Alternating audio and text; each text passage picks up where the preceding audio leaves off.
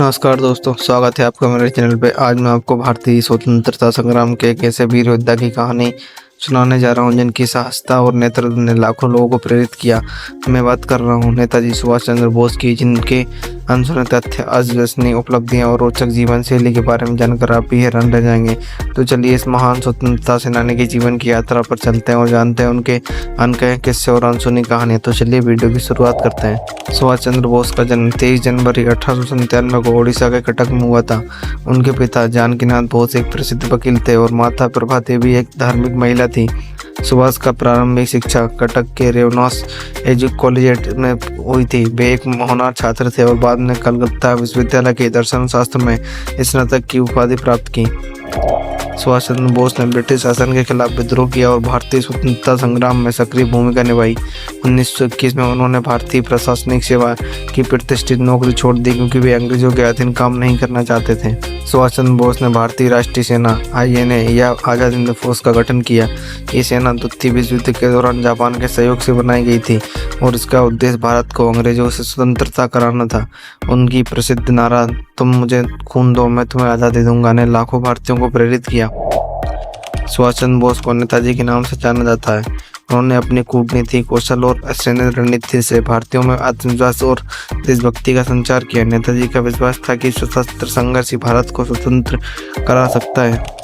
British सरकार ने सुभाष चंद्र बोस को देश का सबसे बड़ा दुश्मन माना था और उनकी गिरफ्तारी के लिए कई बार वारंट जारी किए थे। स्वतंत्रता के लिए समर्थन जुटाने के उद्देश्य से सुभाष चंद्र बोस ने जर्मनी और जापान की यात्रा की थी। उन्होंने हिटलर और जापानी नेताओं से मुलाकात की और उनसे भारत की स्वतंत्रता के लिए सहायता प्राप्त की। ब्रिटिश सरकार से बचने के लिए नेताजी ने कई बार अपनी पहचान बदली। एक समय उन्होंने अफगानिस्तान से रास्ते जर्मनी पहुंचने के लिए पठान के रूप में भेष बदला था। अगर बात करें सरकारी दस्तावेजों की, तो नेताजी सुभाष चंद्र बोस की मृत्यु 18 अगस्त 1945 को एक विमान हादसे में हुई।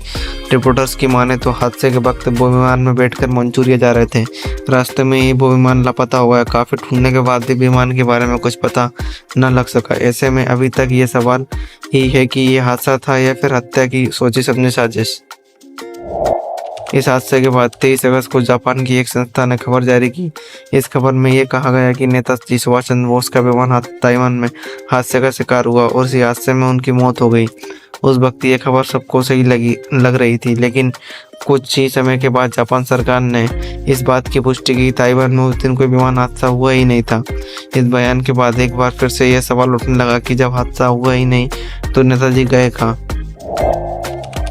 अप्रैल 2015 में इसी मुद्दे पर IB की 2 फाइलें सार्वजनिक हुई। इन फाइलों में बताया गया कि लगभग 2 दशकों तक IB ने नेताजी के परिवार की जासूसी की। कई लेखकों की माने तो जवाहरलाल नेहरू को नेताजी की मौत पर शक था। ऐसे में उन्होंने बोस परिवार के पत्रों की जासूसी कराई ताकि अगर नेताजी अपने परिवार से संपर्क करें तो इस बारे में उन्हें पता लग सके।